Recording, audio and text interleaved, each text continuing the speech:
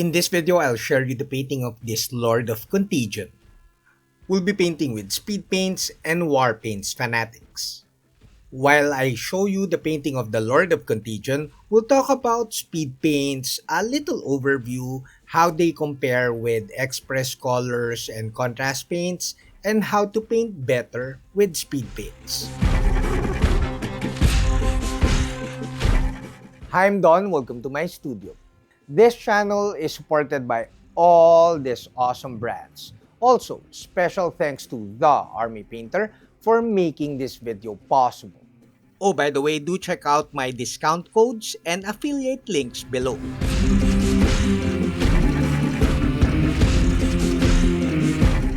I've been painting with Speedpaints for over a year now, and I must say that I enjoy it so much.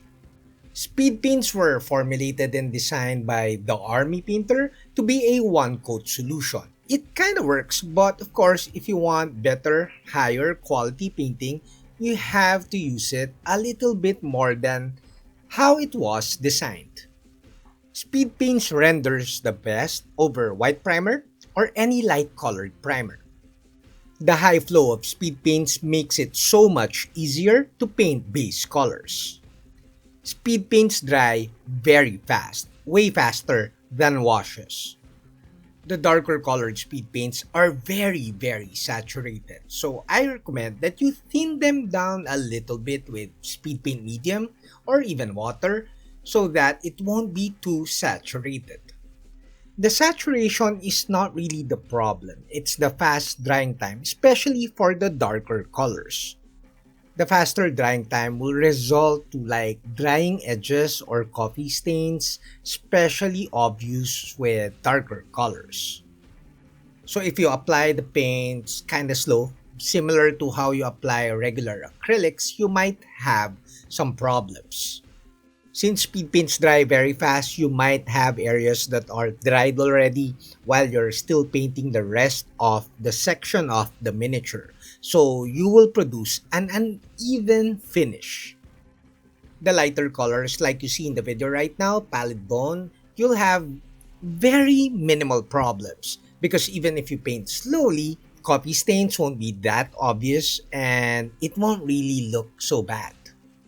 Now we're painting with Purple Alchemy. This is a very saturated color. So I thin this down roughly around 3 parts speed paint and 1 part speed paint medium. For smaller sections or details, you could get away without thinning even darker colored speed paints because you can paint faster or you simply paint faster over small sections. Oh, by the way, since I recommend that you thin down speed paint, especially the darker colors, then you have to apply it in a few layers or a few passes. But again, like I said, if you're painting a smaller section, just paint faster and make sure that you're painting the whole section in a really quick manner. So speed paints were designed as one coat solution. However, I would recommend to apply them in 2 thin coats, similar to how you would apply with regular acrylics. That will give you the best finish. Now we are almost done with the painting of all the base colors of this Lord of Contagion, and I think it only took me less than 30 minutes in the painting of the base colors. I only use speed paints as base colors for my painting. I always do highlights, a little bit more layering on top, but it really gives you a nice painted model that is ready for your gaming. In the next part of this video, we'll talk about how speed paints compare with express colors and contrast paints.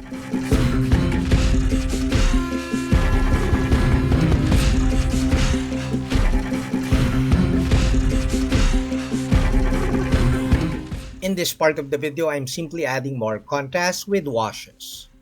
Oh, by the way, it's not obvious in the video, I apply washes in multiple layers. Now let's briefly compare speed paints with express colors and with contrast paints. I have roughly, I think, around 20 contrast paints. They're very expensive. And roughly around more than 30 bottles of express colors. I need them as a reference when I'm doing one-on-one workshops with my patrons. So I am very familiar with express colors and contrast paints since I use them during workshops, but I never use them for my videos. In my opinion, express colors and contrast paints can be a little bit more forgiving for beginners because they don't really produce contrast, like they don't have mid tones, a little bit of recessed colors or shade colors, and of course a little bit of highlights, unlike speed paints. They'll give you a uniform like base colors, but it doesn't have contrast. Now, both express colors and contrast paints dry slower than speed paints, and also sometimes they produce a satin finish. Speed paints always give you a very matte finish. This is one of the reasons why I prefer speed paints over express colors and contrast paints. Also, speed paints are more, how do you say this, more consistent among the speed paint range, unlike express colors and contrast paints. Now, if you find value out of this video, do give this video a thumbs up and consider subscribing to my channel.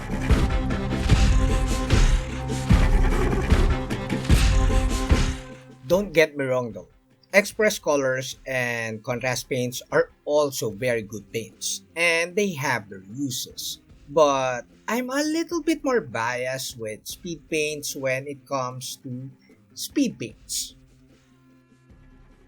I must admit though that there's a little bit of learning curve, like a little bit of getting used to painting with speed paints.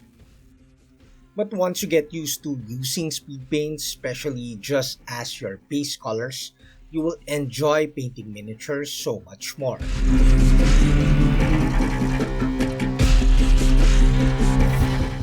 Now let's talk on how to be better at painting with speed paints. One, you should paint really fast or faster than usual. Don't treat speed paints like you're painting with regular acrylics. Thin down your speed paints. You don't have to thin it down too much, even for the darker colors. Thin it roughly around 3 parts speed paint and 1 part speed paint medium.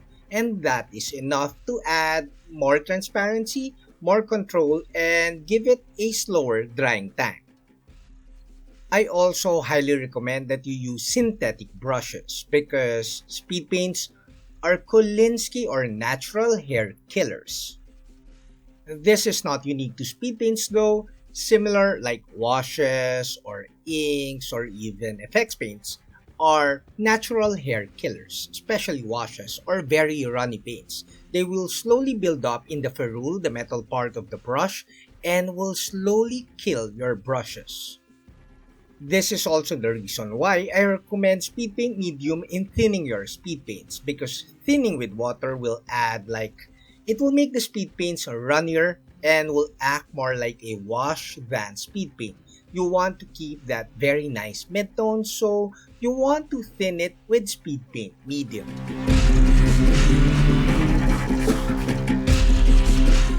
Now, before my final thoughts, a huge thanks to all my patrons at Patreon, Hajime Model Studio, and of course, the Army Painter for making this video possible.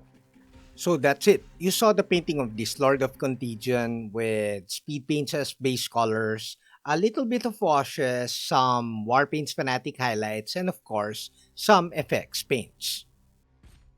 So that was fun. I think I painted this in roughly around 3 hours, maybe 4, I don't know, but it was like less than a day of work. Oh, by the way, I get this question a lot. You don't have to varnish like after priming. You don't have to varnish after speed paints before you do highlights. And of course, you don't have to varnish after the effects paints. But you can if you want. I hope after watching this video, you got a more a clearer view of what are speed paints and how they compare with express colors and contrast paints and how to paint better with speed paints. That's it, Pansit. I hope you like this video. Do like, comment, subscribe, and all that stuff. Until next video, guys. Bye!